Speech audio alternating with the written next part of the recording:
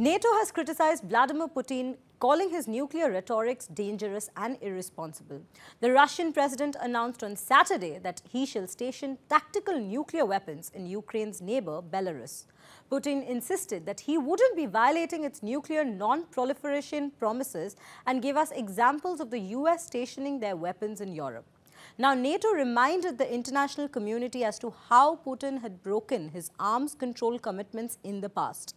This was also recognized to be one of the most pronounced nuclear signals from Putin since the war began in February last year. So does that leave Putin's address to be just a rhetoric or another stepping stone to something more fatal? NATO on Sunday criticized Vladimir Putin for what it called his dangerous and irresponsible nuclear rhetoric. This comes after the Russian president said Saturday he would station tactical nuclear weapons in Belarus, Ukraine's neighbor. Putin likened it to the U.S. stationing its weapons in Europe while insisting that Russia would not violate its nuclear non-proliferation promises. A NATO spokesperson said in emailed comments to Reuters on Sunday that Russia has consistently broken its arms control commitments. It's one of Russia's most pronounced nuclear signals since the beginning of its invasion of Ukraine 13 months ago.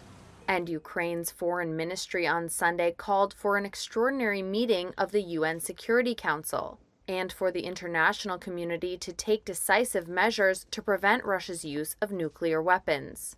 Washington played down concerns.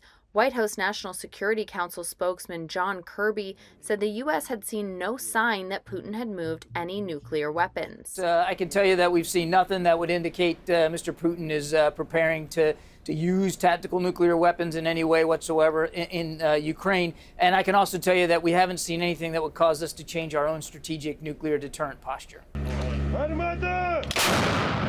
Meanwhile, Ukrainian forces have managed to blunt Russia's offensive in and around the embattled eastern city of Bakhmut, the scene of brutal fighting in the last few months.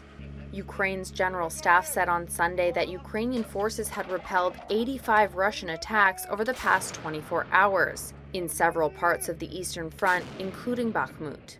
Separately, Britain's defense ministry said the months-long Russian assault on the city had stalled, mainly as a result of heavy troop losses. Reuters could not immediately verify the battlefield reports.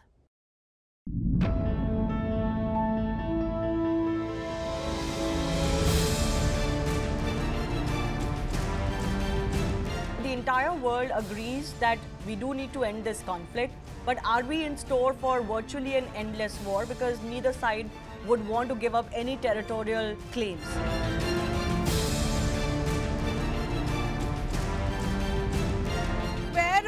Our diaspora, and how are such radicals able to raise funds in Western nations when it is a fact that such funds are used for anti-India operations? Under Prime Minister Narendra Modi, Parliament had broken all records of productivity. But this time around we see there is a standoff.